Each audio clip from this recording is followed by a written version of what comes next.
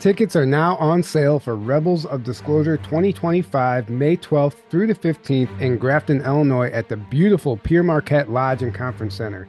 This will be a 4-day event with 12 speakers covering topics such as ET contact, experiencer testimonies, lost history, secret space programs, time travel, Illuminati, parallel realities, and so much more.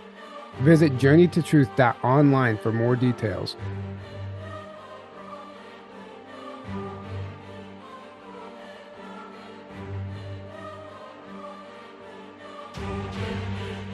Let's give that for Sherri.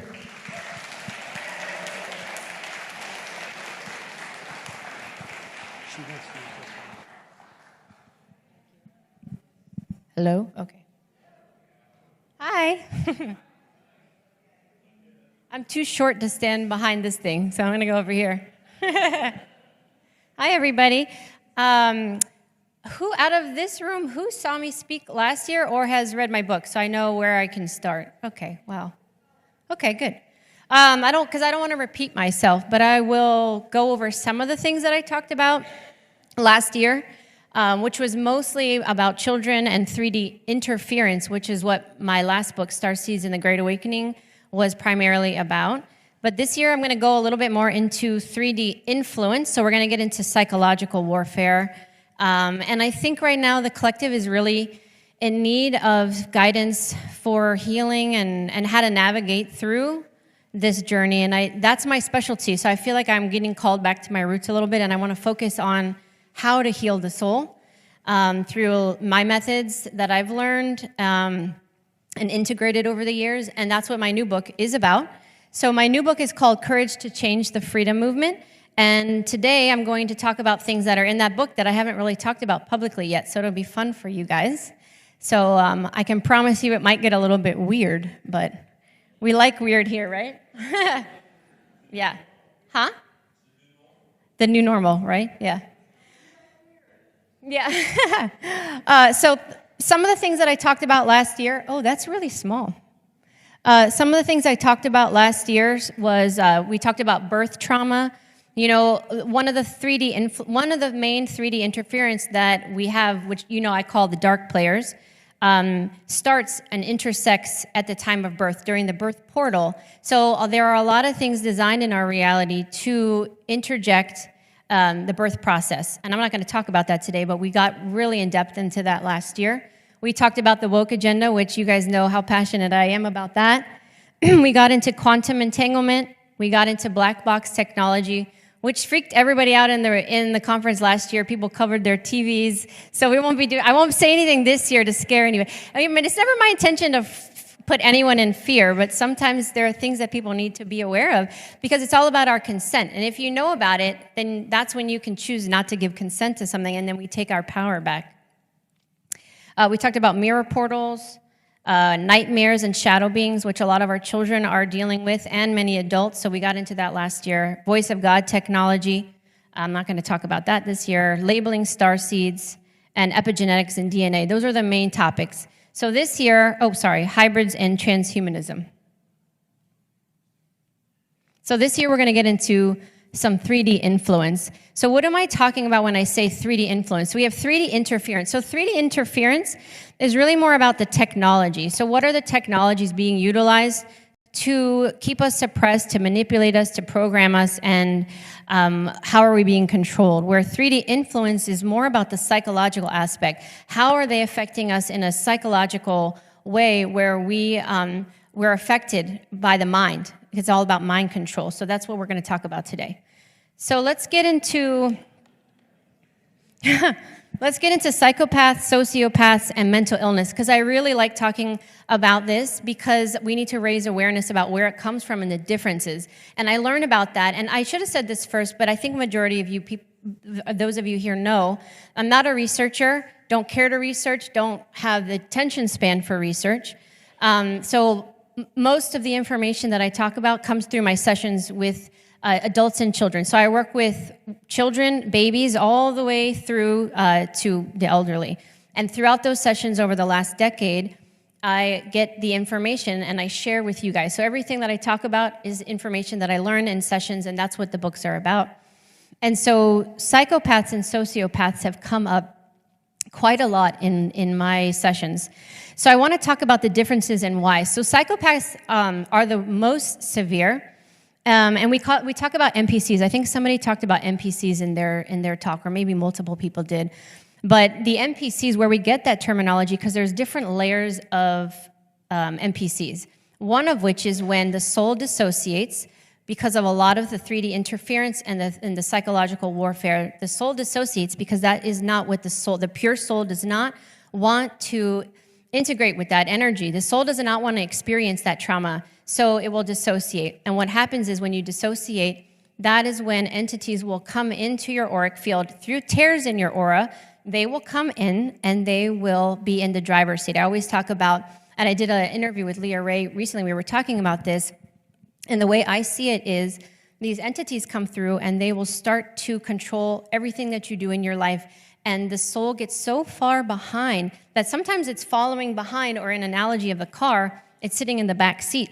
And so you'll see people start to act in a way that they wouldn't normally act. They talk a certain way. They start acting and doing certain things that they wouldn't normally do. And once that occurs, the psychopaths, what happens is the entity or entities will take over. And when an entity takes over, they take over the logical left brain, which I'm going to get into that more, and they will control the mind. And when you control the mind, the shadow side becomes more prominent, and the shadow side is where the ego lives. That's what I refer to the ego as the nemesis in my first book. And when the nemesis is in charge, you lose empathy. You don't care and you have no remorse for your actions. So when you are a murderer or a rapist or a child trafficker, or any of those people that we all say, oh my God, they're a psychopath, they're not in the driver's seat anymore. So essentially they become a non-player character because their soul has dissociated. They're not in there anymore. And in most cases, they never come back in. They can't come back in. When you have sociopaths, it's a little bit less severe and the soul is fighting for that front seat. So the soul will sometimes come in, so they do feel remorse. And that's where the narcissistic tendencies come in. They do feel remorse for what they've done, but they have trouble caring. So they're just like, yeah, I know I did something wrong, but I don't think I really care that much. So there's a battle in the mind going on, and that's what's happening in our collective. That's what the 3D influence is about taking over our mind. It's psychological warfare so that we are not in control. And when we are not in control, the voice of God technology and all the other technologies they have that insert negative programming and negative affirmations, they seep into our subconscious and we think that they are our thoughts. So when I work with children, they'll tell me that they hear voices in their head saying, you're not good enough, you're not smart, you'll never amount to anything. Your parents don't love you. Where is that voice coming from? It's not from them. It's from technologies like black box technology. And that's what seeps into adults, because adults are a little bit more vulnerable and influential based on traumas that they experience throughout their life, and the soul dissociates a little bit more at a time. Schizophrenia and multiple personality disorder, bipolar, all of those are multidimensional disorders where the soul is tapping into different dimensions. And we see this a lot with children. So children are multidimensional and they're tapping into other realities. So there are other versions of themselves, other aspects of themselves in another timeline that's bleeding through because the veil is becoming very thin and they don't know which reality they're in that moment. So they're having flashes of themselves in another life, another version, or their name in another life, and they're calling their mom something else because that's their mom in another life, and they can't understand why their mom isn't responding to a different name. Now, if you take that throughout our history, those are the people that actually have spiritual gifts that have been placed in mental hospitals because the dark players, as you know, I refer to them as, they want those children so that they can use them for different programs. So there's a lot of misconceptions with psychopaths and sociopaths and all of that.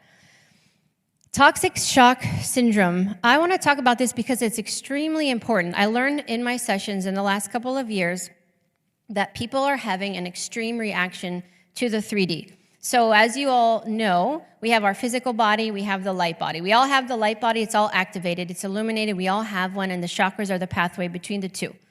So as we are all becoming more crystalline and our DNA is activating by our consciousness. So the higher in density of our consciousness we go, we are the ones that are able to unlock the dormant DNA. It's not junk DNA. It's just dormant DNA, and it cannot be unlocked by anybody else but ourselves. As we raise our consciousness, we are unlocking that. Now, children come in and it's already unlocked, and which is why they're so much more wise than previous generations.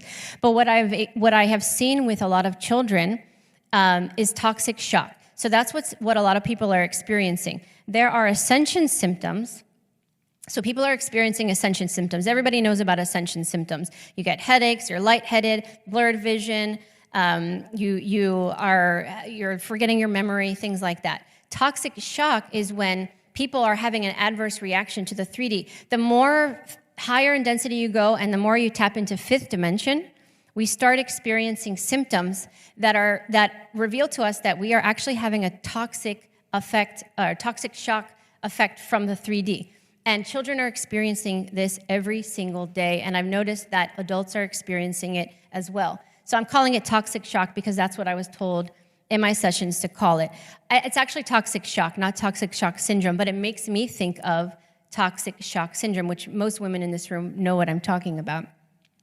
But the common symptoms are fever, headache, fatigue, low blood pressure, rashes, acute reaction to bug bites. I don't know how many of you are having a harsher reaction to venom, but that's because our bodies are not equipped to handle it anymore. We can't integrate with that energy. Vomiting, diarrhea, muscle pain, sensitivity to food. Children can't eat our food anymore. They're having acute and adverse reactions to the food. They're having more allergies because their bodies are rejecting the food that we're eating. Anything 3D, the body is rejecting because the body is getting mixed signals. Well, I'm raising in consciousness. I'm bringing in more light. My DNA is activating, yet I'm still in a 3D environment, and there is a disconnect. That's where autoimmune disorders come in because the light body is fighting with the physical body. They can't figure out each other, and that's happening with a lot of people. People are having more sensitivity to light, sensitivity to sound, sensitivity to... Seizures are what I like to call in technological terms, it's a reboot. So your system crashes because you're bringing in more light codes, and the body can't process the light codes. The body crashes, and you start having a seizure. I have probably 24 clients that are children 12 and less that have consistent seizures. I believe one of them is in this room. And that's because their body cannot hold the light that the child is bringing through. The soul is bringing in so much more light that the body literally says, I don't know what to do with this light. I can't integrate it. And so I just short circuit. I just break down, and they have a seizure. The good thing about the seizure, though, is that each time they're having a seizure, they're actually reprogramming the body for the next time and the next time, and it's an integration process. I was told in a session years ago, anxiety is a 3D virus, and I think that a lot of the presenters have touched upon this, but we are equipped with an autonomic nervous system. That autonomic nervous system has the parasympathetic mode and the sympathetic mode, and most of humanity is programmed to remain within the sympathetic mode, the fight or flight, the survival mode. And our body cannot heal during that period, and this is by design by the powers that were or the dark players. So I used the analogy in my book recently of a cheetah being chased by a gazelle. So think about a gazelle is running for its life from this cheetah. Maybe the cheetah has clawed a little bit and he's wounded, but he's running for his life. The body is shunting all of the blood to the heart, to the brain, to the lungs, and to the muscles in order to keep this animal running away to survive. So the animal's not going to stop and say, hold on a second to the cheetah, let me lick my wounds, I got to heal myself so that we need a timeout. This is not how it works. And so the body can't heal while the cheetah is chasing the gazelle.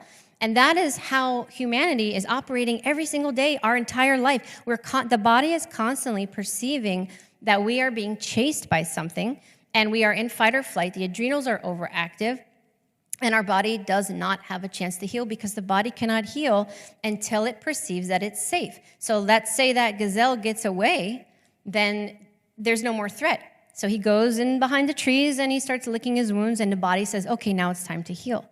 But the problem is that none of us are giving our bodies that signal because we're constantly on the go, we're constantly worried.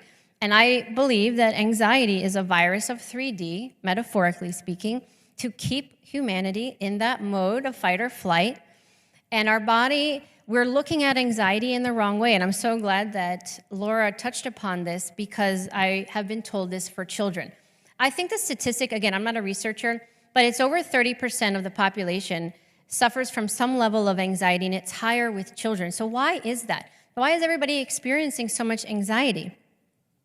Our body is trying to say, hello, I'm telling you that something is not right, and it's trying to get our attention. So the anxiety is actually a good thing because it's our body's way of saying, you guys are being fooled. You guys are being chased by something. You guys are being programmed. Whatever the data that is being transmitted through the subconscious, our body is being told, you can't relax. Something is not right, which is why 95% of the children that I work with have some sort of anxiety that they're working through because they're not comfortable here. Something isn't right. Something doesn't feel right. So their body is trying to tell them something is not right. And they can't understand why or what it is. So they have stomach aches. They have high blood pressure. They have headaches. They have all of these symptoms because the body is trying to say, alert, alert, alert, pay attention. Something in this reality is not right. And so anxiety really is an inserted frequency. It's a frequency band that most of us have been on at some point in our life, and our bodies are not healing as a result of that. And the anxiety is our body's way of saying something is not right. But I feel like most of us are starting to become more in tune with our bodies, and we're discovering that.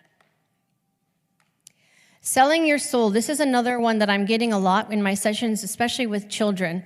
Selling your soul is a really important topic right now that is being sold to our youth as something cool. And a couple of you guys have heard me talk about this, and this is just some silly examples of how how people start when they go into our pop culture, and then what's happening to them and how they're being changed. And the problem with that is that our children are buying into that, and they're putting the symbols up. They're listening to the music, and they think that it's cool to sell their soul. And first of all, you can't sell your soul. It's not even, that doesn't even exist. No one can buy a soul because nobody's soul is for sale. But it's the trickery in the 3D. It's the illusionary aspect of it where they try to convince you to give your power away. And inadvertently, you are selling your soul by buying the music, by wearing the shirts, by singing the lyrics, by putting up the signs and symbols that you don't realize, and inadvertently you are consenting to that. And they're taking over our children every single day like hostages, and it's getting more blatant, as you can see, and the portals that they have in the concerts. And our children want us to take them to these concerts, and we have to say, no, we can't support this. And this is why, because they're selling the idea that we can give our soul, we can give our power away. And this is a big issue that I'm seeing in the collective right now.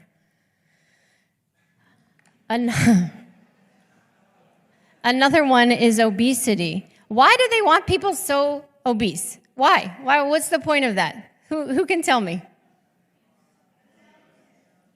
I mean, the more obese you are,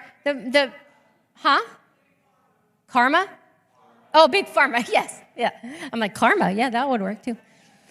Because the bigger we are, the easier we are to be able to be controlled, because when we are overweight, our body is overworking to process all of that additional weight, and we cannot rest. We have more dis-ease, and we're more easily susceptible to programming. And we are walking around over the years, and we're much larger, and we are more plugged into the matrix when we're overweight because we are not paying attention to anything else. We are more sedentary today than we have ever been before because of our lifestyle that they have introduced in our life, where we don't move, we're not mobile at all, so we're getting bigger and bigger and bigger and more unhealthy. And the more unhealthy you are, the more susceptible you are to programming, and the more easily you are to be manipulated. And that's bottom line. That's what they're trying to do to all of us. If you look at this graph that I saw, which I actually think it's much bigger than this, but you can see over time how our body types have changed. And the problem is that they are, through the woke agenda, they're trying to make people feel like this is normal. Like our children are being taught that if you don't think that this is beauty, the bigger you are, then you are fat phobic. And there are other terminology that they're using. But again, it's another manipulation tactic that the bigger we are, the easier that they can control us. This is just a funny one that I put in here of the comparison of the 70s to how they depict us today. And I think most countries around the world look at Americans like that because we are probably one of the most obese in the globe. I'm pretty sure. Okay, teeth. I want to talk about teeth. I know this sounds like a really silly thing to put in here, but you wouldn't believe the amount of information that I've received on teeth in the last 3 years that I really feel like it's important to talk about teeth. And the reason for that is our teeth hold so much data and so much information that we don't realize they're Akashic record holders. So they keep the information stored for lifetimes. And so the dark players are going to do whatever they can to give us misguidance on how to care for our teeth. So, in Norse culture, they used to offer their teeth for their children to the gods, to Odin, but to other gods as well for good luck, for protection. Vikings used to wear necklaces of teeth around their neck. Why is that? Why do they care so much about teeth? Why was the tooth fairy even invented? Why is it that in France they have a mouse that collects the teeth for good luck? Why is it that in South America they have a rat that they regard as, rats continuously grow teeth? So they think that that's going to bring good luck. Why is that? Why do they care so much about the teeth? There are a lot of cultures that actually believe that in witchcraft you can take the teeth and you can cast spells on people. So they hide the teeth of their children and bury them, or they put them in satchels and hide them because they want their child to have a good life and they don't want them to be cursed. So there has to be a reason why the teeth are so important. And that is because the teeth hold valuable DNA and valuable data, energetic data. So our etheric blueprint, our light body, holds our spiritual blueprint, holds information. But our teeth is a physical manifestation of those blueprints. So there are people in our ancestry that could hold a tooth and could access information like a crystal ball. And they know that. And so they want us to not have any positive relationship with our teeth because to them, they teach us it's just teeth. And you'll get 2 sets and you brush your teeth, you floss, you put fluoride on it, and that's it. They're not a big deal. But in reality, they hold valuable information that if we were to keep them, which I'm saying all this, but I don't keep my children's teeth because there are other ways to hold the information. But our ancestors really did value the teeth because they store so much positive information and they are record keepers. Wisdom teeth are multi-lifetime, where the teeth that we have in our mouth is this lifetime. That's the only difference. So the wisdom teeth hold information from every lifetime you've ever had, human or not, and they want to take them out. Why do they want to take them out? Because they know that that's our connection. It's a physical connection to our lineage, our soul's lineage. And if they remove that, then they remove the connection. So previously, I don't know if I have a slide there, elephant tusks are another valuable tool for holding Akashic records of the planet. That's why they're so valuable, because the people who know, they want to collect the tusks so that one day they know that it's going to hold information that they can access on of our past. So I believe that's why they're so valuable and they're so expensive, because they hold information. The bad news for them is the only people that can unlock the information are the indigenous people, and that's why I believe that a lot of the indigenous care for the elephants so much, because they know they're the only ones that can read that information. And it might not be right now, it might be 100 years from now, but those tusks store a tremendous amount of information. So over time, though, our mouths have gotten smaller, because our heads have gotten smaller. We're smaller frame on purpose for a lot of reasons. Genetic modification, all sorts of things. Evolution, which I don't buy into, but I'll just throw that in there for shits and giggles. But our mouths have gotten smaller. So there are people that can't fit their wisdom teeth in their mouth. So there is valid reason to remove them, but not everybody has to remove them. And I want to share this slide with you because this is a funny tidbit of information. So you see the common theme in all the teeth that I'm sharing up there? Can you guys see it from your vantage point? I have been told in sessions, I tend to attract a lot of Lyrans. Now, all of us have some sort of Lyran lineage, every single one of us here. But some of us are more connected to the Lyrans than others. And 90% plus of the clients that I've worked with over the years that are Lyran have teeth like this. So that doesn't mean that every person here that has teeth like that is Lyran, and it doesn't mean that anybody here that doesn't have teeth like that are not Lyran, but a majority are. So you can pay attention to that now. And the reason for that is because they're connected to the Lyran felines, and the Lyran felines have a much more, their face comes down like this, and it's catering to that genetic DNA. It's remembering, but through cellular memory it's trying to accommodate that mouth, and it can't, so the teeth start to overlap. Fun fact. Does anybody here have teeth like that? Couple people? Yeah, you're Lyran. And I know the people that have it, and I know they're Lyran too. At least they have a dominant Lyran connection. Okay, hair has come up a lot. This is another one that is extremely important. And it's another 3D influence tactic for us to become disconnected to the spiritual significance of hair. It's very significant. Our hair, just like our teeth, holds genetic information, and it holds memories, and it holds experiences and energy in your hair. The longer your hair, the more information and wisdom you can hold within you. So all the men, don't freak out, because I'm going to circle back to that in a minute. But I want to talk about why hair came up. So I had a session with a middle-aged woman, years ago. And the reason she wanted to have a session with me is because she had a trauma from childhood that she couldn't work through. She couldn't understand it, and she said, you're the only one that I feel can help me. And her issue was, when she was a child, a young girl, when she was forced to cut her hair, she would cry extensively.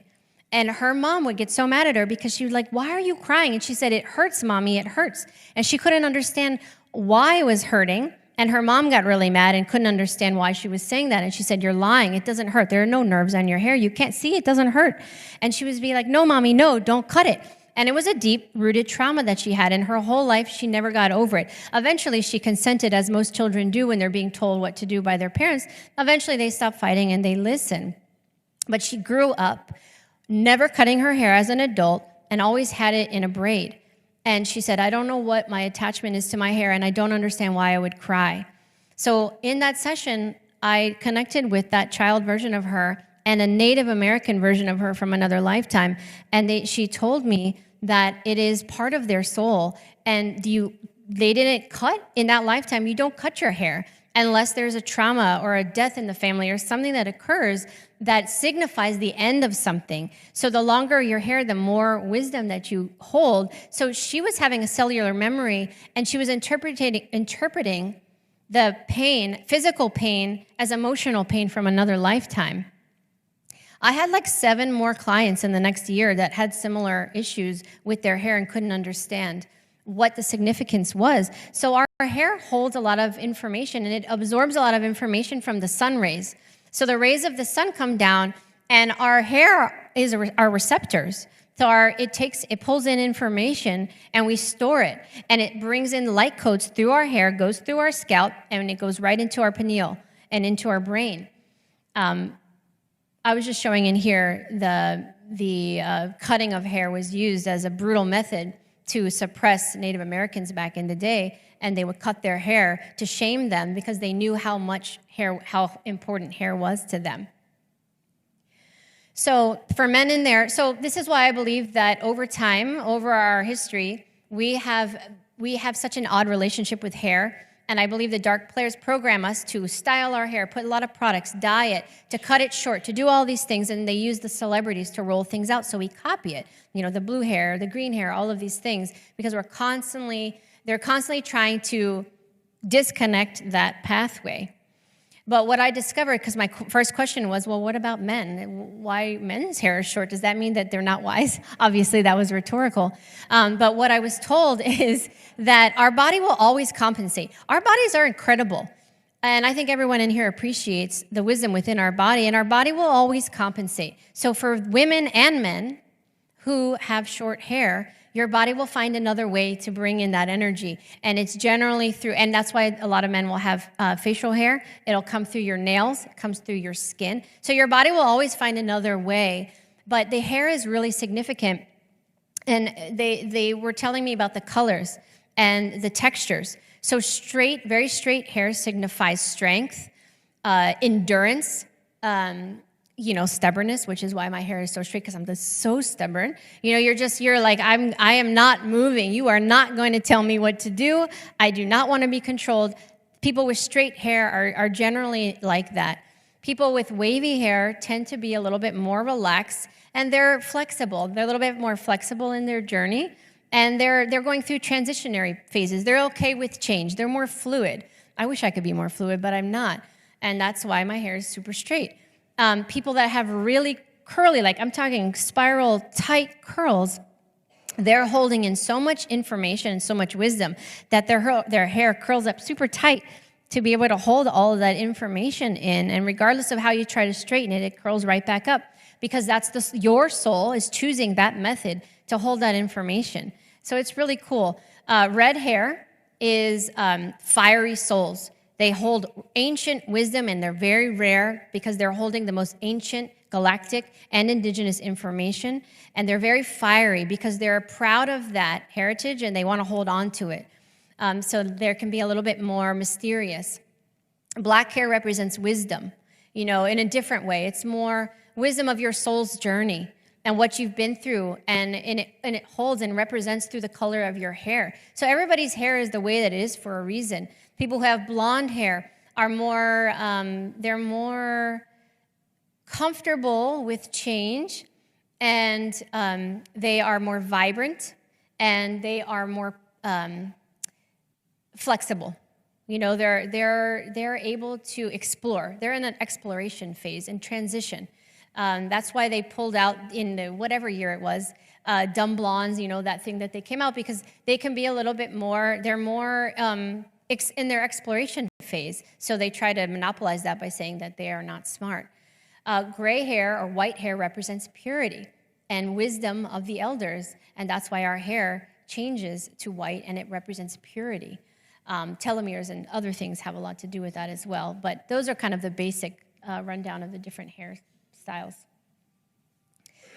Okay, I had a session with a 12-year-old boy, and the mom was really upset because her son played video games 24/7, and she said, this is getting out of control. He will not leave his room. All he does is play VR, and I'm worried about him being programmed. Is this the program? Does he have an entity attachment? And I said, well, I don't know. Let's find out. So I had a session with him, and I got an answer that I was blown away by, and I didn't believe it at first, but I can't tell you how many times I've been told this again, and it's actually quite interesting. So our bodies relax during alpha stage the most. So there's beta, alpha, theta, and delta, right? Yeah. And so majority of our programming by the dark players happens during beta and alpha. So just a little bit of relaxation, they can hook us in through general hypnosis. And that's through the TV, generally. That's when they do the subliminal messaging, comes from the TV and the music and things like that, because we're in that beta level of relaxation and into alpha. And so that's where they can hook us in, because our subconscious is now connected, but our conscious mind is tuning out a little bit. So video games, this boy told me that he was so dissociated from this life. He was from Alpha Centauri. He said, I don't want to be here. I hate this planet. I volunteered to come here, and I don't want to be here. So when I am plugged into the video games, he goes back home. And I said, well, how does that work? And he said, well, the more relaxed I am, and I'm vegged out, and I'm playing. I mean, obviously, you have to play the game. Your mind is occupied. But while the mind is occupied, he astral projects himself and goes home. And he said, it helps me buy time. And it keeps me occupied so I don't have to be in this 3D reality. And I was like, well, that's pretty cool. That makes a lot of sense. And then I started thinking about animals and like cats and dogs, and they sleep all day. And I knew this already from working with animals my whole life. And animals told me the same thing many years ago. They sleep a lot so that they don't have to be here all the time, and they will follow their human counterpart around, which I'm going to get into animals later. So children are trying to find something similar to pass the time because they really are struggling here with the toxic 3D effect. And they're not integrating into this reality because they're not supposed to integrate into this reality because they're here to change the reality, and they're distorting the frequencies. They are not buying into the paradigms. They are saying no. They are not listening, and they are trying their best to get our attention. And when we don't listen to them, they get frustrated and they say, I'm going to check out then because you're not listening to me. And video games happens to be one of the ways that they are able to dissociate in a safe way. Now, I'm not saying everyone should go home and let their children play video games all day, but that was an interesting explanation because there's always multiple truths to everything.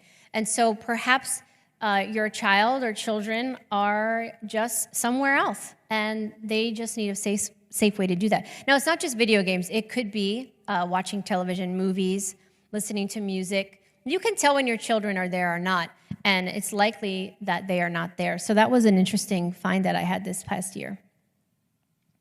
Okay. In many, many sessions, I have been told, they had started calling the matrix the box, and I didn't really understand that in the beginning. I mean, it's obvious if you think logically, oh, a box, okay, that makes sense, we're confined within it.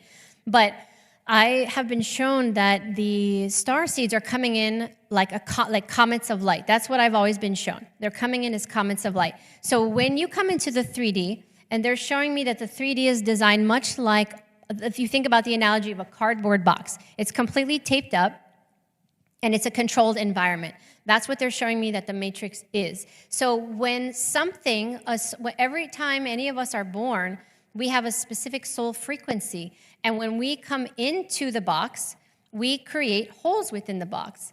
But on top of that, the dark players know every single moment of every day when someone is born. They know who came in, where they came from, what their job is, and their soul's purpose. Many of us can't recall. We don't know, but they know.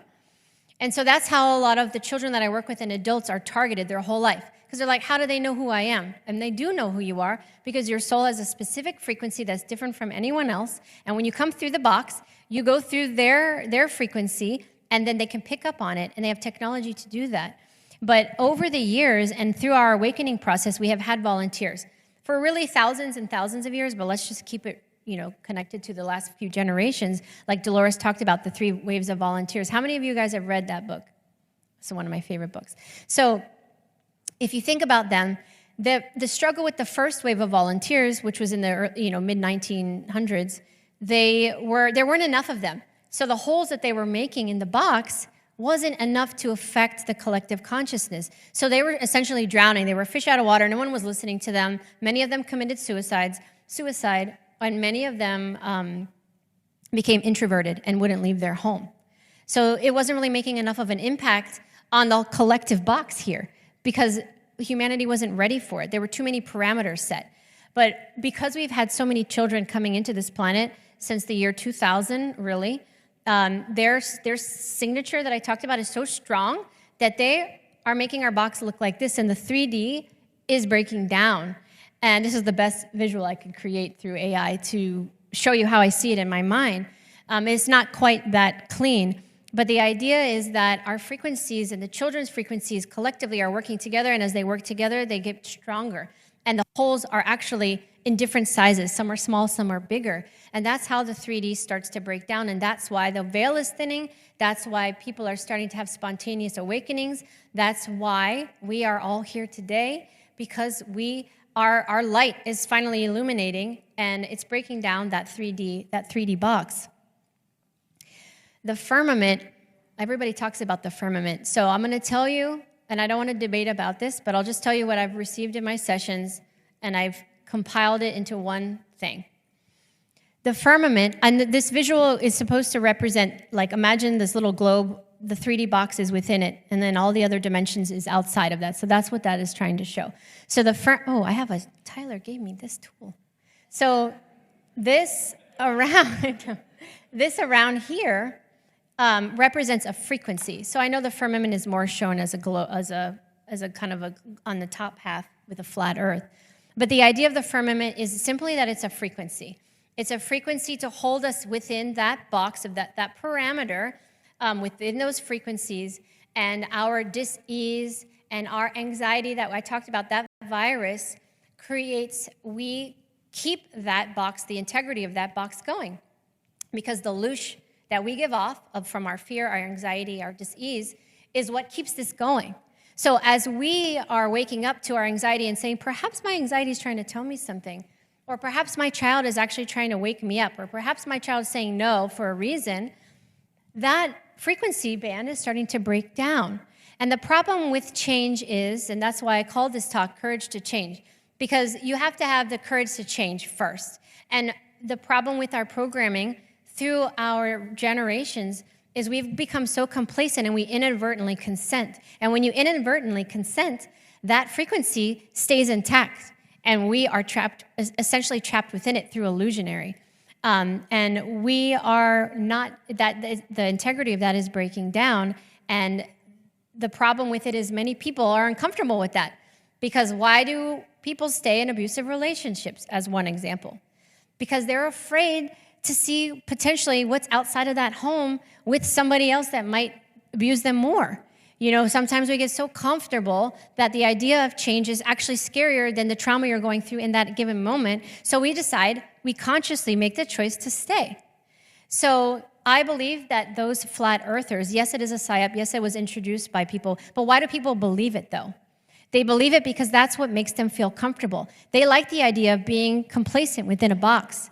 And the 3D flat earth theory, the flat earth theory in this two-dimensional reality, it makes sense to them because that's their limited consciousness, of their density of consciousness is able to perceive, and it accepts that because that's how they feel safe. But the higher in density that you go, you realize not only is it spherical, but as you go through beyond fifth dimension, it's actually colloidal. And we have the ability to manifest and create anything we want, and our light bodies are more active. So depending on your density of consciousness, you will perceive and accept a flat earth, a spherical earth, and a colloidal earth. It's all based on perception, and nobody is necessarily right or wrong because it's based on interpretation. So I believe that this is where many of us in this room who connect more multidimensionally perceive our reality, because I don't even perceive it as a spherical anymore. I perceive it as colloidal, like it's just ever-changing. It's continuously fluctuating. It's oscillating every single moment. When everyone in this room goes through their frequencies of emotions, both good and bad, it changes and it affects the entire oscillation process. So we're constantly affecting the oscillation and the density and the frequency every single moment of every single day. And that is what fifth dimension and beyond is about. But they want our limited perception to remain inside that box, to be comfortable with that box, and then fight each other and say, no, I'm right, because I want to stay in this box, when other people are looking at it like, but don't you see the limited perception that creates? But people don't want to see that because they're connected to their level of density, and that's all that they perceive. So I don't believe in any one truth. I believe that everybody's truth is correct. There's many sides to every story. And it's a really humbling experience when you recognize that everybody's truth is valid to some degree. It might be harder for us to accept somebody else's truth, and you really are adamant that your truth is the truth, the ultimate truth, and nothing but the truth, so help me God. But in reality, as we tap more into our multidimensional aspects of ourselves, we recognize that actually, their truth might be right as well. And that's how we know that we're growing and we're advancing. So one of the biggest questions that I get to is, why are so many people volunteering to incarnate as a human being? What is so special about being human And why is this causing such a positive effect? I'm talking about the starseeds. Why incarnate as a human being? What's the point? What can we do? How does it affect us in a positive way? So, and I asked this valid question in many sessions because I have the opportunity to converse with many people's guides and many people's higher selves, and I ask the same question a lot because I want to see the different perspectives. And I want to know why we chose to come in as a human, because we have guides. Everybody has guides. Everyone has angels that guide and protect us and try to, create synchronicities so that we are guided down certain pathways so we don't forget. So why not just do that? Why don't we have more of them? Why do we have more of us? And they told me that it's so much more powerful to anchor our frequency as a soul into the human body, because then we have a connection. We can anchor to the earth, but we also remain connected to our soul, and we can do so much more. So when we anchor our light into the body, we are able to do grid work. I would say probably most people in this room, if not everybody, I never like to say anything 100%, but majority of the people in this room are doing grid work. Because what happens is every single one of us has a light body. We all have a light body right now. We don't have to achieve it. It's already there. Many people can see it. It's called an auric field. How big your light body is depends on your density of consciousness. Some people are angry and have riddled with disease. Their auric body might be, a foot out. That's when dogs and animals are afraid of you, because they can sense the density is disconcerting to them. But your auric field could extend. I've seen children's auric field 15 feet out. It's like rivaling, it's like similar as horses. So while your body is vibrating that frequency of that energy, it is regridding the planet. It's re-terraforming, because we are terraformed right now for the box. So we're re-terraforming for a different frequency. So we re-terraform by regridding, by our body frequencies from different galactic origins are regridding and repopularizing the frequency to be more conducive to a higher frequency or higher density, fifth dimension. We are able to open portals with our body, with the connection of our soul. So we can do that in our human body. We are opening portals. Every single day, we don't even realize it. We're creating vortexes of energy. Ancestral healing, I'm not going to talk too much about that now because I want to get into it in a little bit, but we are choosing to volunteer to heal thousands of people in our generational, our ancestral lineage and our soul lineage. There's two different things. The soul lineage is different than the ancestral lineage, and I'm going to talk about that. But in order to do that, you have to incarnate as a human. You transmute the healing and the traumas, and it helps thousands of others. And you need to be in a body to be able to do that. By bringing in higher densities of light, that's how we heal the body. That's how these light codes that are coming in from our soul actually is healing our bodies, and we need to be in a body to do that. And if I heal, I can positively affect everybody that I meet and come in contact with physically, and also virtually, because we're all connected in the quantum. So I could positively help somebody in thousands of miles away from me simply by resonating in my vibration without even being in your presence. And that's what children do. This is a given. By us talking to each other and sharing knowledge, we can positively affect, this is the psyche part. We can insert positive suggestions and positive affirmations to combat the negative affirmations being given out and broadcasted through satellite, through the voice of God technology, through the black box technology and all of those other technologies. We combat that and we distort that and we disrupt it. We hold the space. So a lot of children, like I think Laura said this, or like I call them little Tesla towers. These children are walking around and they are disrupting the frequencies that are being given off to cause disease within our body. They are distorting it, and the technology is breaking down. So they have to be in a body to do that, though. And so that's helpful. Breaking down the 3D box is a given. And enhancing your astral abilities. When you're in a body, you can enhance those astral abilities and have more of an effect because your body is anchored here, but you're doing work somewhere else, and you're filling in the gaps everywhere in between. There are a lot of interpretations of the void. So I'm going to talk about the one that I have been told about, again, through my sessions with children. There are a lot of children that during sleep time, they travel to the void. The void I'm talking about, is a space that is in between dimensions. So last year I had a lovely elderly lady call me out on stage because she didn't know if she was in the wheel of samsara or not. But a lot of people become trapped. The way the dark players trap souls, which they have been doing for hundreds of years, thousands of years, when somebody dies in a traumatic way, or they promote a traumatic death through dementia, which is another inserted 3D virus, when they die of trauma, they're more susceptible to going to a false light. The false light does exist. So our soul knows where to go, but there is a false light created through technology that will actually pull your soul like a magnet, and you'll be attracted to go into that false light. And what happens is you are taken back into the void, which is interdimensional space. It's not a place, it's a frequency in between dimensions where a lot of souls are trapped. And the crazy thing is, a lot of souls that are trapped could be in this room, and you are here in this life to get your soul out of that life, out of that void, is trapped there. So you incarnated in this life to save yourself. And I've seen that a lot, and a lot of children are going there in the astral, and they are ushering those souls out of that void. But this void has been there for many thousands of years. It doesn't have a physical space. It's just a frequency. There are many souls trapped within that 3D. Many souls that are trapped within the 3D are there. It's dark, it's dense. Many people say that this is the underworld. Many people call it hell.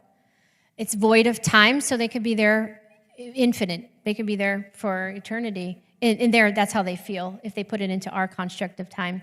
There are a lot of shadow beings that reside there, and they are kind of the guardians over them, kind of the gatekeepers. And what happens is the oversoul loses connection with that fractal, because our consciousness has the ability to fractal out into many lifetimes. We're all experiencing infinite amount of lives in Earth and other places in many different forms. And the oversoul connects with all of those versions of us. But if that fractal goes into the void, the oversoul loses connection with that. And that's why a lot of people incarnate again to help bring that part of them back, because they have to come in and be a human to do that. There are a lot of collective groups that I work with that go into the void, and they are rescuing people every single day. Now, I don't want to scare anybody, because the void is already broken down. It really doesn't exist anymore. Nobody new is going into it, is what I mean to say. So at this point, it's just souls being rescued from that void, but there's no more souls trapped in it. I don't want anybody to misinterpret that. It's breaking down. Okay, let's talk spiritual. So getting out of the loop. A lot of our 3D is designed to keep us in loops, into patterns. So I talked about this in all three of my books, but I brought it back up again because I think that a lot of us that are stuck, and a lot of the adults that I work with, and children actually, we don't realize and recognize that a lot of our reality is designed in which to keep us in loops, in patterns. So there are collective loops, like addiction is a big one. And it could be opioid addiction, alcohol addiction, sexual addiction, all sorts of things. Those are all loops. Those are collective loops that are created by the dark players to keep us in groups, in these loops, in these patterns that go around every single day, and it's a pattern, and it's repetitive program to keep us trapped. But then there are also individual loops, and majority of the population is in some sort of a loop, and you don't realize it. So you become trapped in these loops and these cycles of anger, of resentment, of judgment. You can't forgive. There's some reason majority of people are trapped in the loop, and it's blocking them from healing. So what I want to do is teach people how to recognize that you're in the loop, what the triggers are, and how to get out of them. So here are some of the signs. So if anyone in this room, if you feel like you consistently attract friends or partners that don't value you, you have anxiety about change, even if you know it would be beneficial. You are consistently taken advantage of throughout your life. You consistently find yourself in the middle of drama. And you consistently feel lost and hopeless. Raise your hand if any of those relate to anybody. Yeah, so those are loops. Those are loops that are preventing people from healing.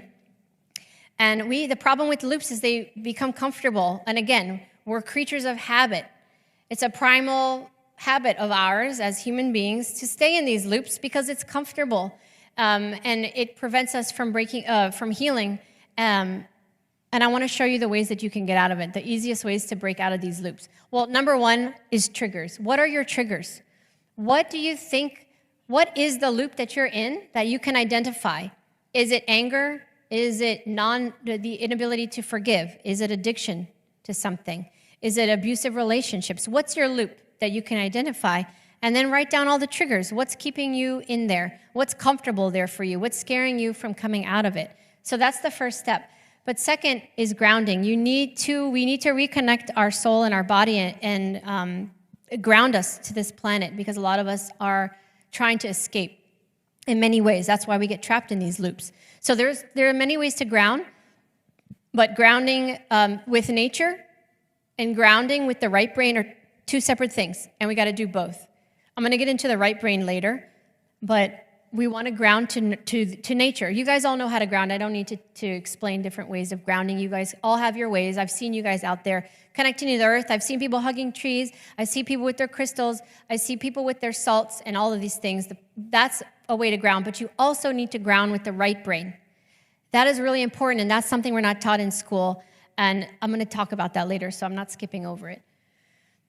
Progressive breathing, I talk about this in my book. This is the number one, my favorite, and I think it's free and it's the easiest way to bring your body from sympathetic mode, which is what keeps you in the loop, and brings you right into parasympathetic mode, and it takes 2 minutes or less. It doesn't cost a penny, and it will break you out of a cycle immediately because then you start to think from a place of clarity and intuition and not from fear and anxiety and the what ifs, because our left brain really messes with us. So progressive breathing is about taking a deep breath in and saying, any and all energy that's not serving my highest good at this time, or any other statement you want to make, you bring it to the surface, you hold your breath for longer than it took to breathe in. Some people call this the 3-5-7 method, 4-6-8. The idea is you take a deep breath, you have an intention, you bring that energy to the surface. What I don't want to hold anymore, that's all the limited beliefs, all the trapped emotions, all the stress, all the anxiety I'm holding in my body, all that junk that's not even mine, because most of us are holding on as empaths to energy of other people. It's not even my anger. You know, I'm around my daughter who's really angry, and then I'm angry. And I'm like, why am I angry? I wasn't angry. Because we are taking everyone else's energy and their emotions because we're empathic and we want to help them. And so we have a lot of trapped emotions that aren't even ours. So how do we get rid of it mindfully and intentionally every single day? By doing this. I can almost guarantee you if everyone in this room did this exercise twice a day for 2 weeks, you'll feel like a new human being. So you breathe in, you say, any and all energy that's no longer serving my highest good, I choose to release it now, and you hold your breath. And you want to take a nice belly breath, like make that belly big, like you're pretending to be pregnant, like kids used to do when you were a kid. I did that. And you breathe in, you hold it, and bring it to the surface. And then you exhale longer than it took you to hold. So breathe in, hold it longer than it took you to breathe in, exhale longer than it took you to hold, and you will let that go. And you do that for 3 minutes, so however many breaths that is.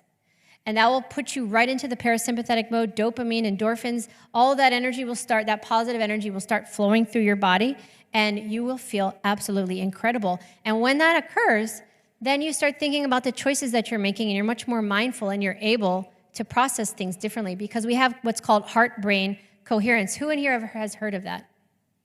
Perfect. It's an absolutely beautiful and harmonic way that our heart center, which is our energetic part of us, that is the emotional and the intuitive side, and our brain, that's the physiological, like the program of our body, and they work together in the autonomic nervous system. So in those moments, our heart and our brain are working simpatico. They're doing great. And that's what we need to do a majority of the time in order to start to heal. So that heart-brain coherence is really important. Another 3D virus is the dominance of the left brain. And the reason for that is our primal, our reptilian brain, all of that, and how the technology works is through the left brain. We cannot be manipulated if we're in the right brain. If we are connected to our right hemisphere of our brain, that's where our intuition is. That's where our knowing is. That's where we follow our gut feeling, that fire in the belly of us knowing what's right and wrong, not being manipulated, not being programmed. And that's where children operate the most from. But we, from the moment we're born, we are taught to follow each other. You know, the loosh farms that we call school, we are indoctrinated every single day. We are told what to do. Memorize this, take a test, repeat this, repeat after me. All of these things, it's all training for us to be left brain dominant, because when we are in the left brain, we are logical, we are analytical, and we don't think with emotions at all. We're absent of emotions. We don't have empathy. We are just logical, logical, logical. And that's what a lot of children who are falsely labeled with Asperger's are doing. They are more dominant in the left brain. But for them, it's different. They're here to teach us something important. So they're operating from the left brain for a reason, because everything is about balance. We need to have balance. The left brain and the right brain need to have coherence too. But the problem is not everybody's going to be exactly left brain or exactly right brain. We all have a tendency to be a little bit one or the other. I know for a fact that I am more right brain dominant, but I also have the ability to use my left brain. I can use logical thinking and analytical thinking. That's why I don't let people control me, because I'm like, no, I'm too smart for that. But I could also tap into my right brain and use my intuition. It's a balance, a delicate balance of both. And we're not taught that as children. We are taught to be in left brain, left brain, left brain all the time. Standardized testing, memorize this, program this, and we don't use it. How many children get to do art anymore? Maybe once a week. Do they go outside? My son doesn't go outside once all day unless he's walking from the bus. They're not grounding. They're not learning to tap into their intuition. They're not creating anything. The music these days in school, they don't create music. They just play music that's already been made, and they memorize the music, and they regurgitate the songs. They're not creating anything. So that's still left brain. They're not even benefiting from the music. So everything, I can't say everything, but a lot of our society is built upon left brain dominance. And why is that? Because when you're in the left brain, your mind is very active. That nemesis that I talked about is active. It's in control, and you are more easily programmed when you're in the left brain. It's just, there's scientific evidence of it now, and they're able to prove that. And that's when the technology works the most. The black box technology, the portals, the influence, the negative affirmations seep through our mind. And so we have to balance that out with the right brain. So the right brain tells us what's right and what's wrong. And that's where we need to start with our children and teach them how to do that. But I encourage everyone here, like I said, you can ground through the earth, but you can also ground through right brain activities. So I work with a lot of clients, and I'm like, what can you do that's creative, that we can activate your right brain? You don't have to sit and paint. You don't have to do arts and crafts, but there are things that will activate the right brain. And if you find what that is and you guys work on it, if you're lacking that, then you will have more balance, and your autonomic nervous system will kick into parasympathetic mode. You will be more balanced, and you will be less likely to be programmed and manipulated, because you have that coherence going on, just like the brain and heart coherence. Okay, let's move into soul collectives. I want to talk about 3 soul collectives right now that are coming up the most, and I want to talk about that because maybe some of you guys might resonate with some of them. So the first one is called the sun rays. I learned about the sun rays within the last year. This is why I didn't put it in the last book. So the sun rays is a collective, a soul collective that are fractals of the sun's consciousness. So the sun is a portal. Everybody knows that. It's not new information. But what I learned about the portals in the sun is that there are fractals or energy that come off of these portals, and there are souls that come through, that come in and incarnate, that come in with the frequencies and light codes and DNA of the sun's consciousness to activate humanity in a very powerful way. So they are guardians of the sun. They're guardians of the sun portal. And everybody probably knows one of those people because they love the sun. They want to be in the sun all the time. They are not from this universe a majority of the time. They could be male or female, and many of them are adults. But there are children coming in. And they work a lot with earth elementals. So they love crystals. They love being outside. They want to be by the ocean a majority of the time. And they love the sun. All of us are absorbing sun and light codes all the time, but they actually, through their DNA, they vibrate the sun codes out. So even if you live in an area where there is no sun, you can still receive the sun light codes from those people. So they'll tend to be, sometimes they'll be born in areas like San Francisco or places that don't have a lot of sunlight. They have a close bond with animals. They anchor light codes into 3D to help break it down. They connect to water. A lot of them will choose careers like marine biology, things like that.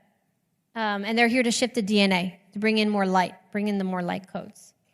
So the solar eclipse, we've had many of them over the years. We were talking about it's a topic of conversation. What they were telling me is that when the sun is constantly, as it's a portal, it's constantly sending us light codes, and we're all recognizing that we're getting a lot more of these light codes, more and more, and we're absorbing them through our body. So we need to spend more time outside, take the sunglasses off, let the light codes come in.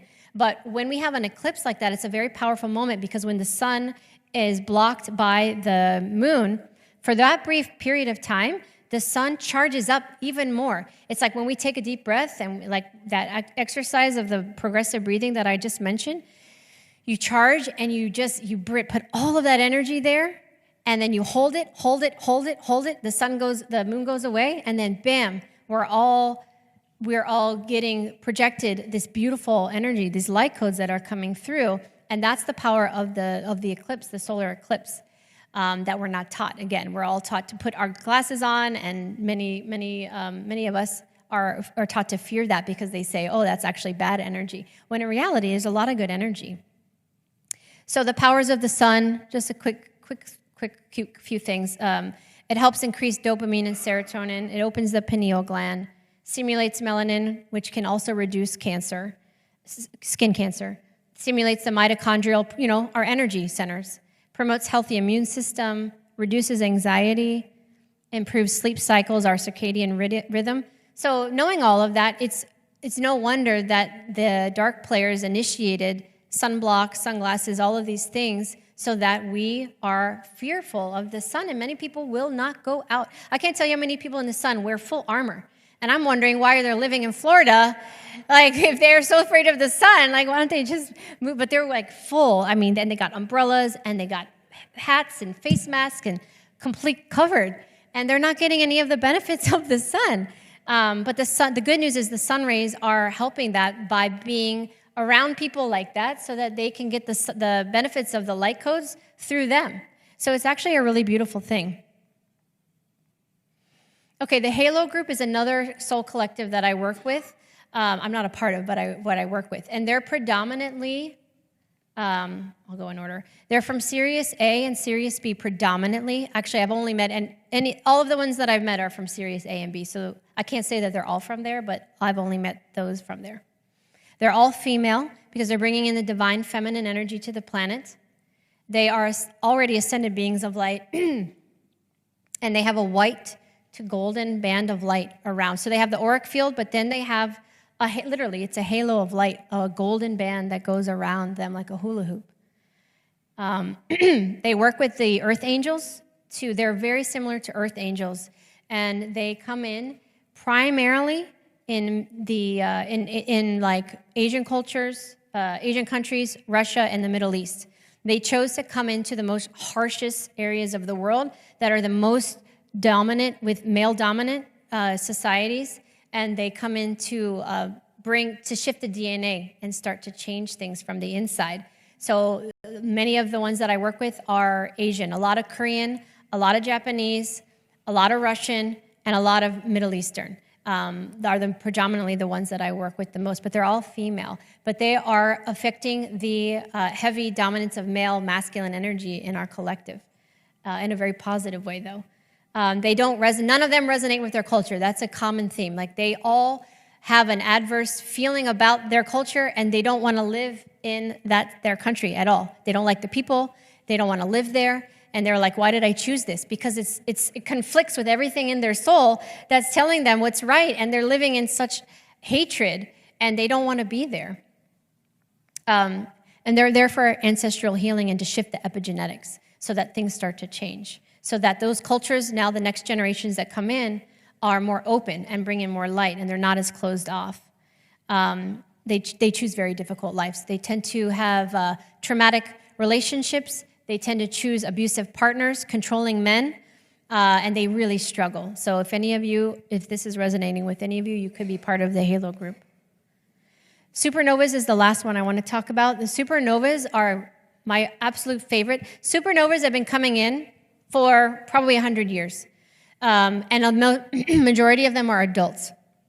And if anyone in this room feels like you are very different, like you've never fit in, nothing resonates with you, you've never had true friends, you don't agree with anything and how society operates, you really have struggled your whole life, and you're kind of a loner, you're very introverted, but you have a deep passion and love for humanity, even though you haven't found anybody that you resonate with.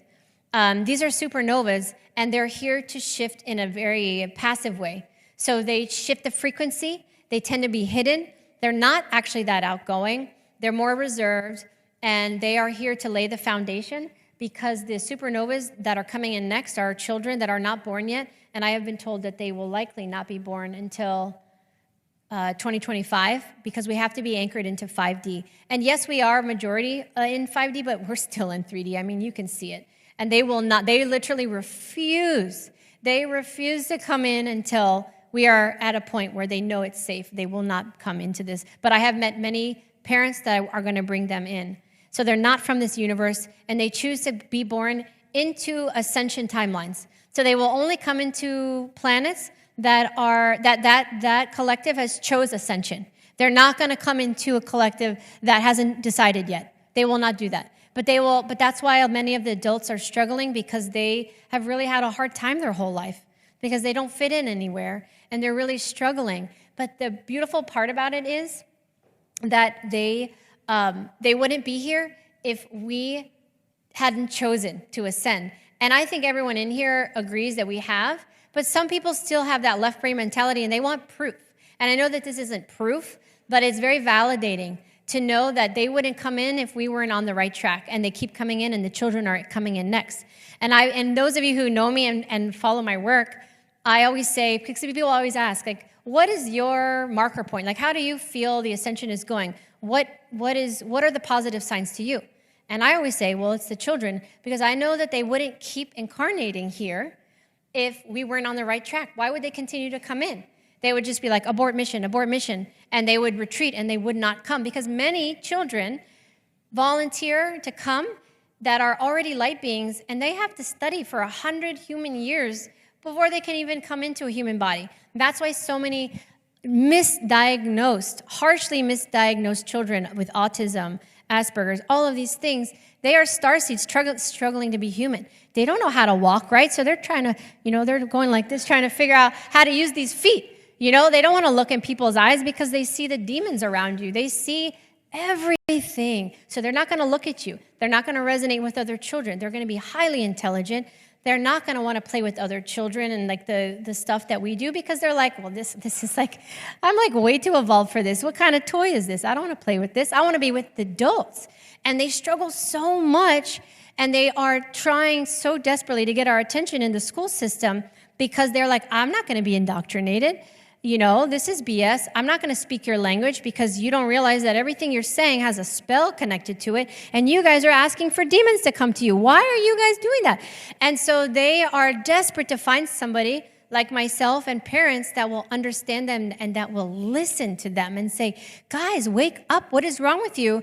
And I've been having a lot of side conversations with people this week, and I'm like, they will not stop being thorns in our side and saying no and being a pain in the ass until we listen. They want us to listen to them and stop treating them like they're children, because they are not children. We do not own them. Yes, I have 3 that I birthed, and I'm very protective over them, and I like to say they're mine, but they're not. They're sovereign souls that came in to teach me something, and that's why I can honestly say that collectively, my children have taught me more than anything, any book, any teacher, anything I've ever done in my life, because I take the time to listen to them, and I value their opinion. Now imagine If everybody in the world did that and listened to all the children, how much we would learn. But we're so hard-headed and we're so programmed to say that we are the adults here. You listen to me and only speak when you're spoken to, and we spank them and we put them in timeout and we put them on these medications to suppress the light that's coming through, and we're sabotaging them. Why are we doing that to ourselves? Because we don't know any better. We're not told this. And these soul groups are coming in to wake us up, and the supernovas are one of them. And they're coming in, and I'm excited about it because I know that they would not volunteer to actually be born if we hadn't reached a point of no return. There are so many earth angels on this planet, I can't even tell you. I didn't even believe earth angels were a thing, but they are. There are a lot of people, and they tend to be men and women, and they are 30s and up, and many elderly. So I can guarantee you that 25% of the people sitting in this room are likely earth angels. And you are guardian angels of people that are heavily connected, indoctrinated into the 3D, that you have been a guardian angel for that person, and it's likely somebody in your life right now that you chose to be their mother, to be their sister, to be their friend, to be their spouse, because you're like, let me help you. And many of them are mothers that choose to bring in starseed children because they're more patient, they're more kind, they're more loving, they get it. There are a lot of earth angels on the planet right now that want to be teachers, that love children, that love animals. They are the most kind, loving people you ever meet. They have such a gentle soul. You feel instantly connected with them. You feel really comfortable around them.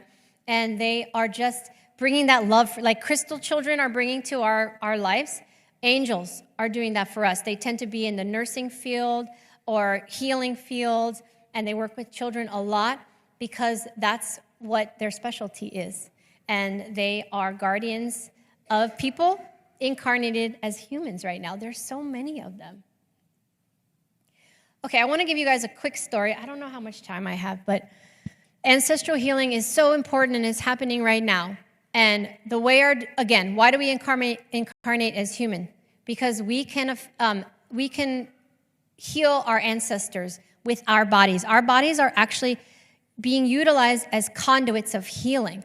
So I had a woman come to me who had a hysterectomy. And the reason she had a hysterectomy is because she agreed in this lifetime she was going to bring in all the womb trauma of her ancestors from thousands of years that had been raped, genocide, had many, many children taken from them. And she agreed that in this lifetime she was going to let her womb be activated at some point in her life, and she was going to pull in, through cellular memory, through quantum entanglement and epigenetics, her cells activated in the womb, and she would bleed profusely every single month. And every time she would bleed, she would release trauma from the collective through collective womb trauma. And eventually her body took on so much of this, she had to get that organ taken out. I talk a lot about this in my new book. Many people agreed to come into this life to utilize their body as a conduit of healing. And there's a lot of divine feminine womb trauma being cleared right now. And women are having heavy periods, endometriosis, all these issues, because we are, every single month, we are healing our ancestors and the womb trauma that they've endured, and we're allowing our body to be used as a conduit. Men, you're doing the same thing in different ways. Through different things. Everybody has their way of doing it, but all of us are doing some level of ancestral healing. Some of us just chose a little bit harder of a path because we had to have that nephrectomy, or we had to have something, or an organ removed from our body because our body just couldn't hold that energy anymore. So everybody in this room, 100% of you, I can guarantee that every single one of us is doing some level of ancestral healing using our body. So our body mimics the symptoms that our ancestors need to heal. Lung cancer, releasing generations, and not even just lung cancer. People who have chronic COPD or cough a lot, you're clearing out your ancestral's held in trauma that's stored in the heart chakra. So you're clearing it out, you're coughing. Thyroid, a lot of women have thyroid issues because we are speaking our truth that we haven't been able to do for many generations. So the thyroids are hyperactive or hypoactive. So a lot of us are using our bodies as conduits for ancestral healing. So we are healing our ancestral line and our soul lineage. The soul lineage has nothing to do with the demographic of, like, Italian. No, not that. It's anybody that you are connected with on a soul level that could be anywhere in the world. You're healing them, and then ancestrally, you're healing the people connected to your lineage. Oh, perfect. Yeah, plenty of time. Okay, so staying neutral. This is like my biggest MO. Those of you that hear me talk a lot, I say this. Stop buying into all the psyops. The biggest part of 3D is division, and many people have touched upon that this week. This is how they keep us separated. This is how they continue to manipulate us by separating us. So I always say, stop taking sides. There is no such thing as Democrat versus Republican. You guys know that, right? Like, there's nothing that divides us unless we divide ourselves. And they will do that through gender. They have gender wars, male versus female. Now it's non-binary. Now they're working through the transhumanism movement, which I'll talk about. Sports teams, or your state is better than my state. Everything is designed in our reality for Enki and Enlil. That was my favorite one back then. I just sat back and it made me laugh so much because I'm like, this doesn't even make any sense. So there's a lot of division within our collective that is purposely placed there so that we will fight each other. And if we can just look at things through a different vantage point and stay neutral, that is our superpower. And I'm not just talking about collective, Trump versus Biden or any of that. It could be just your life in general. Try to look at your life through a neutral perspective. And you will see that you'll have more clarity on decisions you make because you're not thinking through it emotionally charged. And this is hard for everybody, and it's hard, including for myself, it's really hard to do. But if you bring yourself as an observer of your experience, you will start to see the many sides of the story, and your perception will shift, and you will make choices based on the fire in your belly, that knowing, and not from pride, not from anger, and not just because you just want to be right, which sometimes I do. But a lot of times, if we can just bring ourselves to a place of neutrality, the programming doesn't work because we are not thinking from a charged space of the left brain. Being neutral takes the right brain. It takes integrity, and it takes a lot of patience and tenacity to be able to do that.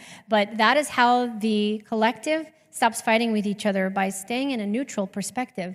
And it's really hard to do. But children are really good at that if you watch them. Years ago, we played a game at our house of what superpower you would want as a fun game over dinner. You want to fly. Do you want to be able to read people's minds? Like, want to breathe fire? Like, what superpower would you get? And everybody in the house went, and my son said, I want knowledge. And I was like, well, that's freaking brilliant. And I was thinking about it, and it made me think a lot, because if you think about the 3D in the box that we're in, knowledge or education is a privilege. Not everybody gets to learn, depending on where you live, and what we are taught in the indoctrination schools is predetermined by the curriculum, which is why I don't like the word curriculum, and I don't use curriculum in our schools. Because knowledge is our superpower. The more we know, the less we can be controlled. And so knowledge, that's why my son said that, because he said, well, if I know, the more I know, then, he didn't say this, but what I took from that is the more I know, the less I can be controlled. And so they want to restrict our information that we have access to. And that's why Journey to Truth and these conferences and Rebel of Disclosure is such an important aspect, because we can control what we are spreading around the collective. And we are, one step ahead of what they're trying to limit our abilities, which is why they have so many inverted truths. They have so many people that come into the truther community that does a 180, and we've all seen them where they're seemingly humble and they got all this beautiful information, and all of a sudden they just, like, a switch goes off and they're talking about something completely different, and it's inverted truths.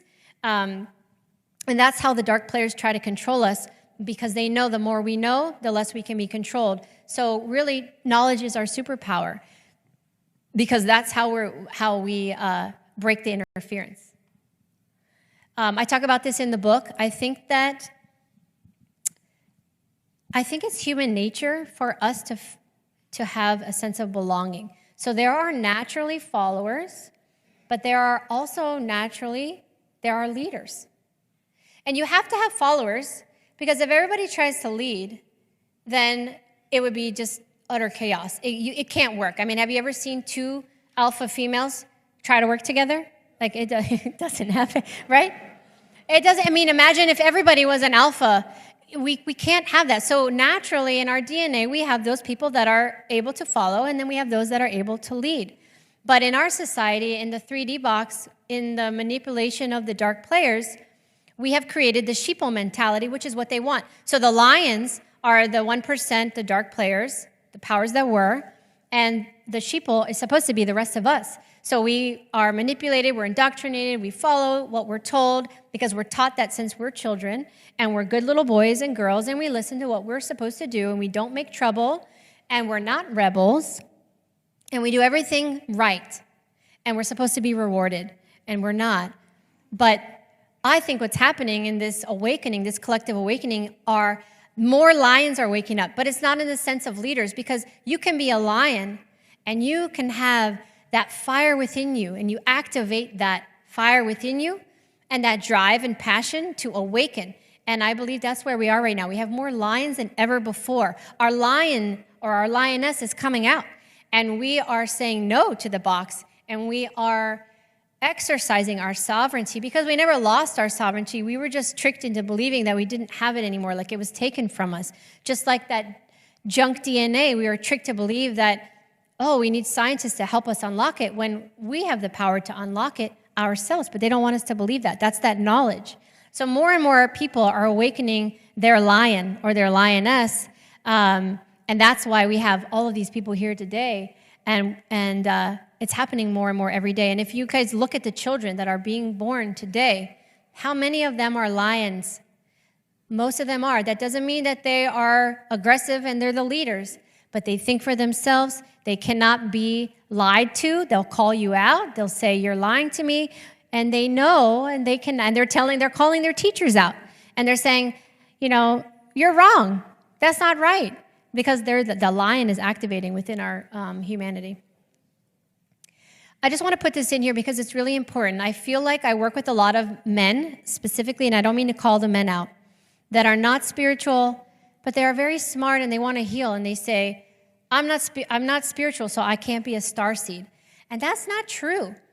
Some people volunteer to be the left-brainers, to be with the men that are very masculine and have been brought up in heavy religion or heavy philosophies, and they're not open to, I can't tell you how many times my husband looks at me like I have 3 heads when I'm talking to him about some of my spiritual stuff, because there's a disconnect sometimes, because I think I'm over the top. And we don't need over-the-top people. We need a lot of people that other people can resonate with, so that they can go out and they can affect them in a positive way, but they're speaking their language. They're bringing something else to them that works with their headspace, that it resonates with them. And it doesn't have to be spirituality. They could connect on science. They can connect on extraterrestrials. They could connect on anything. But just because somebody is not a spiritual being, that doesn't want to talk about chakras, that doesn't sit in the lotus position outside and is grounding and hugging trees, that does not mean that they are not starseeds. Starseeds is just a term to mean that we are all sovereign light beings, that we are here to kick some ass, and we all have our ways of doing it and our ways to help each other. And I just want to make that clear, because I feel like men are pushed aside and they're too masculine, and they are told that they're not starseeds. And that's just not true. I have my son, I keep bringing him up, but I was doing a crystal class at his homeschool, and he's like, Mom, in front of everybody, he's like, Mom, I don't believe in any of this. Can I go to the other room? Because he wanted to go learn something. He wanted to do math. And I was, and I'm like, that's okay. You don't have to do this. And it's okay if you don't believe in this, in crystals, and the powers of crystals. because he's not here to do that. Like, he doesn't resonate with that. But you know what he does resonate with? He wants to go talk with the other kids that are brainiacs and maybe help them think of something in a different way, because knowledge is his thing, right? That's his thing. So you don't have to be spiritual to be a starseed. That is really important. And I think that it's something that we really need to talk about, and we need to have that conversation, because you don't have to love crystals to be an ascended being. Quickly, Agenda 2030. I think that the reason why we are escalating this ascension and why there's such a push from the dark players to corrupt our minds, to make us fat, to make us hate each other, to make us believe all of these things, all these psyops, to keep us plugged into the matrix so we don't look somewhere else, because I believe that 2030 is a trajectory. I believe that 2030 is the age, a pivotal point in the age of Aquarius, where the frequency has an opening. There's an opening within a frequency of consciousness where more and more souls are ready to come through and incarnate as children. And that is why 2030 is such an important period of time. And they're trying to corrupt our souls. They're trying to use the woke agenda. They're trying to steal the innocence of our children through hypersexuality, through gender confusion. And they're pushing and they're making it so beautiful in these pretty packages with celebrities and musicians of selling your soul. And look at this technology, and look how cool it is. And all so that they can control us and make us into these hybrid Autobots, society of non-thinking, hive mind, suppressed people that hate each other. And so that we can just live in these realities where we sit on our couch and we put the VR on and we completely disconnect. And they're doing that so much so that they could get to us and corrupt our souls before 2030. And that's why 2030 is so significant. That's why they're escalating. Have you guys noticed how blatant the agendas are now and how fast they're pushing it? They're racing us to 2030 so they could corrupt us all so that we don't get there. Oh my gosh, I don't have time to talk about. Okay, domestic animals is really important to talk about animals, and I didn't have time to put this in my speech today, but so many people said, Sherri, we got to talk about this. I could do I could do a 30-hour presentation on animals. I've been working with animals my whole life, and they're very near and dear to me. And I'm just going to say, I'm going to keep it brief, but animals are not lower vibrational beings. They come into and I'm talking all animals, but I want to talk right now about domestic animals. Why do we have dogs? Why do we have cats? Why do we have domestic pets? They are our lifelines. They come into our life. We know them. They are in our soul family, some of which sometimes they are fractals of ourselves that come in. Some of them are angelic beings, and they are here to help us. They are here to be by our side. They are here to guide us in a way that we can feel unconditional love through touch. Because we have angels near us, but not everyone can feel them or see them, and you certainly can't hug and snuggle with your angel. I mean, maybe you could. So animals are souls that volunteer to come in as a dog or a cat. They'll say, I'll volunteer to do that. I'm going to show you unconditional love, but I'm also going to teach you something important. I'm going to project and mirror the things in you that need to heal. So if you're an aggressive person, your dog's going to be aggressive. If you're sad, your dog's going to be sad. If you're anxious around people, your dog's going to be anxious around people. They're here to mirror of what we need to work on within ourselves. And the most important thing I want to talk about today, because I'm really trying to get through this quickly, is they will take our illnesses. So if we're about to get cancer, we can have a dog come into our life, and they will get that cancer that we were going to get, so they save our lives. So we have to stop feeling guilty, because I work with a lot of people doing animal communication sessions. Their dog died recently, and they're so riddled with guilt, and they said, what did I do wrong? Or I couldn't afford to do this. And I say, your dog just selflessly chose to take your cancer. You were going to die, and they saved your life. That you have to release the guilt, because that's the whole reason they came into your life, is to do that for you. So they're here to be. That's an extreme case, but they're here to be our companions. They're here to guide us. They're here to be our emotional support, and they're here to remind us what unconditional love feels like. Because in this reality, we forget, because we don't feel it that often. So they are by our side all the time. They sacrifice a lot so that they could be with us, and that's why they have shorter lives. Dogs are more earthbound, and so they come in to be with us. our companions. They are more earthbound, and they are protectors of the physical realm. Cats are multidimensional, and they are here to usher us and help us in the astral realm. So they do two completely different things, but they're both really important. And both of them, no matter the breed, when you go to work and you're worried about whether or not they're okay, they're astrally traveling and they're with you the whole time. They're always with us. So people tell me, how can I get over this guilt? I say, they want you to do better. They want you to heal. So don't let their death be in vain, because you know what they're going to do? They're going to come back in again, and you can potentially lose another animal the same way until you learn that lesson. So they will just keep coming back and keep coming back. So instead of feeling guilt or shame, thank them for what they did for you and use that as motivation to heal yourself, because that's where we are in the collective right now. What's your role? What is your role? Everybody sitting here is here for a reason. What's your role? What are you doing to contribute to the collective? How are you working on yourself? And I have written 4 books now. I have spoken on many stages. I have talked to many clients, thousands of people over the years, and I've come to the exact same conclusion every single time about what this ascension is about. And it's really about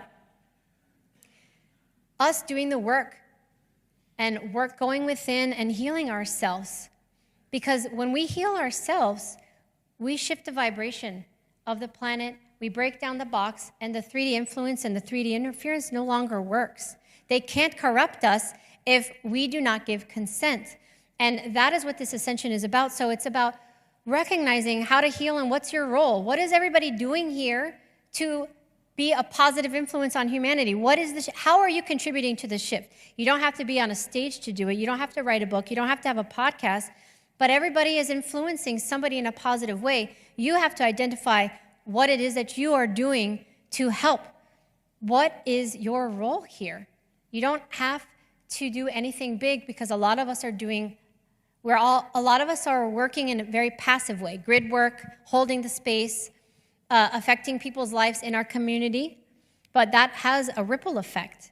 So I encourage everybody here today, whether you're doing a podcast, writing a book, dreaming of opening up a sanctuary, working with animals, helping the elderly, whatever it may be, think about what your role is and how you're positively contributing to the co-creation and the manifestation of the new earth, as opposed to plugging in to all the things that we want to change without inserting your ideas of what the change looks like.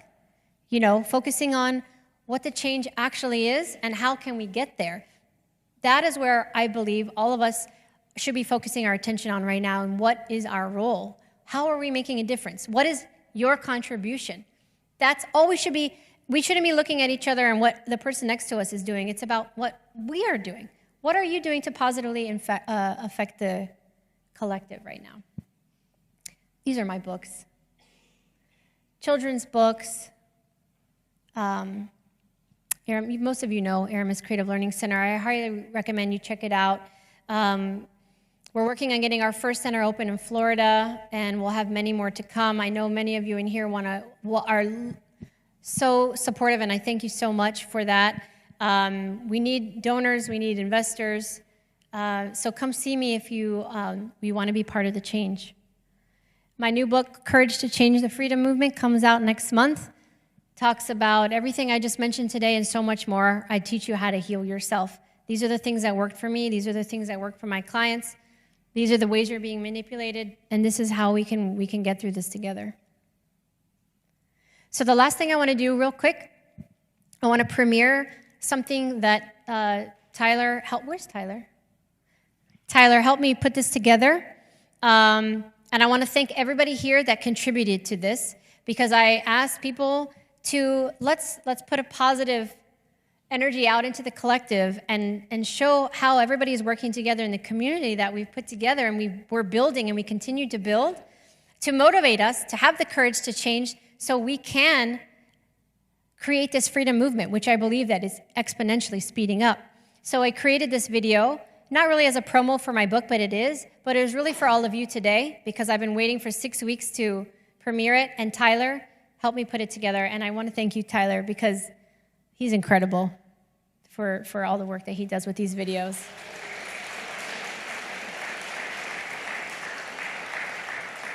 How do I play it? Just press it again? What does freedom mean to you? Freedom means to me is being able to learn what you want to learn and being able to choose what you want to do in your life. World, I want to leave you better. I want my life to matter. I am afraid I have no purpose here. I watch the news on TV, abandon myself daily. I am afraid to let you see the real me. When it falls, pouring on me. The rain it falls, soaring the seeds of love and hope, love and hope. We don't have to stay stuck in the weeds.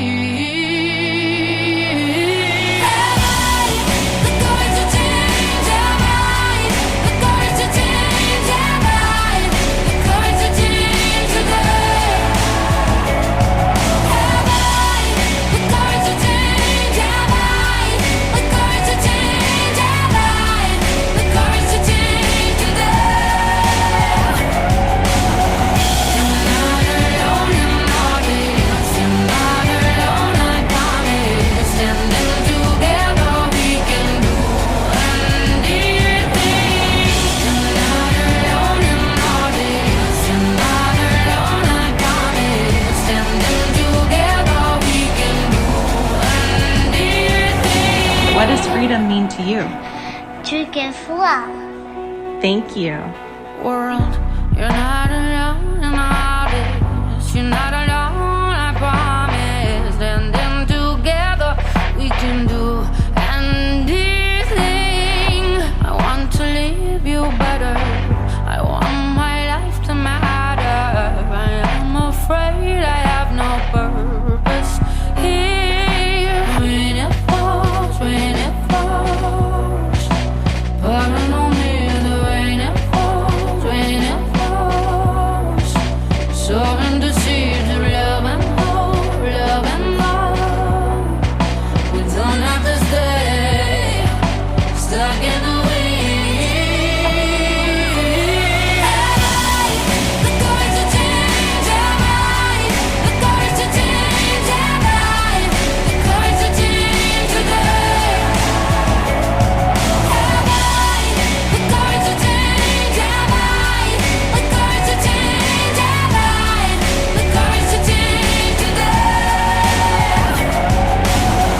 You're not alone in all this. You're not alone, I promise. Standing together we can do anything.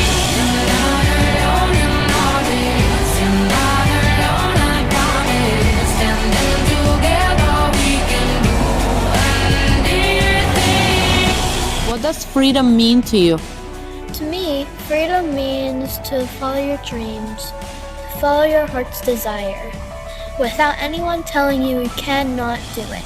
Freedom means I can believe in whatever religion I want. That's good though!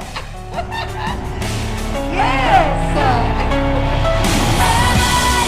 The courage to change our mind, the courage to change our mind, the courage to change today. The courage to change our mind, the courage to change our mind, the courage to change today.